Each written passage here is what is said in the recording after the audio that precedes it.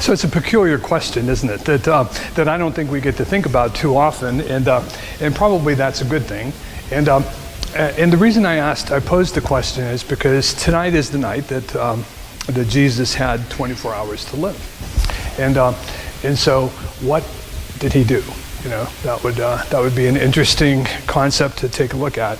And I can remember whenever I first had this question posed to me. I think I was about 14 or 15 years old, and so I remember saying something to this effect. I can't remember if this was true or not, but I was going to eat something that I had saved. So I knew that I was going to do that. It was like chocolates or something. I had a pack of Godiva chocolates or something, and then I said something like I wanted to. Make an amends with, I didn't have those words back then, but I didn't like my brother too much back then. And so I wanted to say I was sorry too. So I remember we were posed that question whenever I was in theology once. So I was probably in my 20s.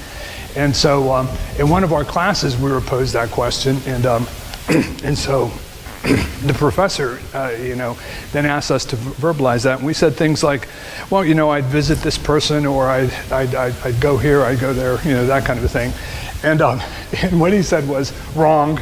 He said that wrong, and that kind of like threw me a little bit. And he said, "If you were at peace, you would not change a thing," is what he said, and that kind of impressed me a little bit, So it's an interesting question. So let's just take a look for a moment in terms of what Jesus did, at this Last Supper.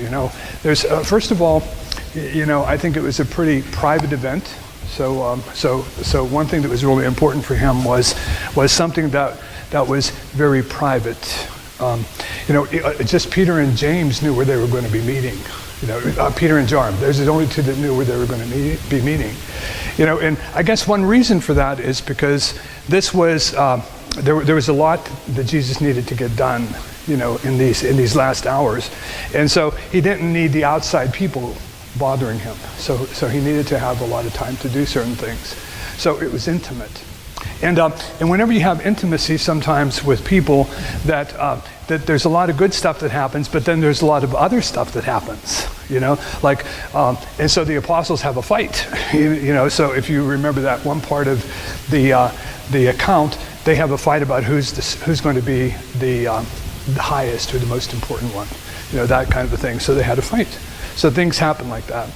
A second thing that's noticeable that happened was that in the last 24 hours that Jesus spent with his friends, it was also very busy. There was a whole lot of things that needed to get done.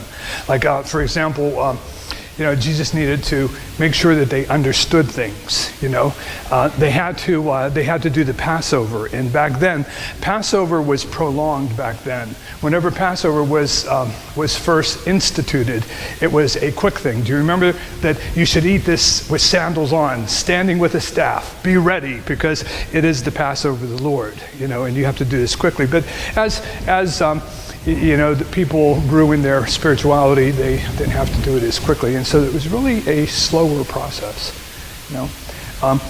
Judas had to get to the place where he was so that he could leave the light and enter into the darkness.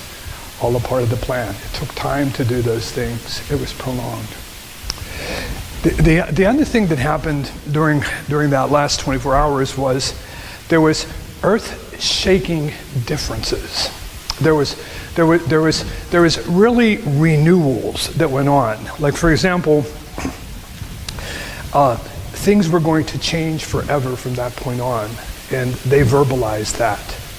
Like, for example, the ritual that the apostles knew, the Jewish ritual, was ending that night. This was the last time they would have that.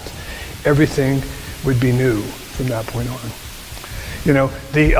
They were used to eating the Paschal lamb, but Jesus becomes the Paschal lamb. Things happen. This is the night that ended the Old Testament, that began the New Testament. So some profound things that happened, and they all talked about it. So it's the time then that Jesus gave his mandate. Maundy Thursday. It's the time that Jesus had to make sure that all the T's were crossed and the I's were dotted. He had to help his followers to understand what true discipleship was.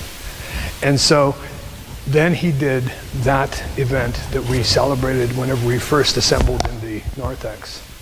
He showed them that what true leadership was, what true holiness was not to be on top in a powerful position, but what true holiness was to be a servant to one another. He had to make sure that he got that through his legacy. Now, you probably knew this, but you probably don't think about it much. You know that Judas, who betrayed the Lord, had his feet washed. And not only that, he also received the sacrament, the new Eucharist. And then he left and went into the darkness. So, one other thing to remember, I think, in terms of what happened at that Last Supper was enemies were also welcome. Or people who would betray were also present. So there's something about that I think we learn on this night. So, so the question is, what would you do if you had 24 hours of life remaining? Chances are that you and I have more than 24 hours remaining. We probably have a lot more remaining. But it might be good on a night like tonight that some of those things that you thought that you should do if you only had 24 hours to live, that you start doing them as soon as you leave here. Because there's no reason why you have to delay. So let's ask the Lord as we continue with this celebration to put into our hearts a joy and also a commitment to being real at every moment of our life. Amen.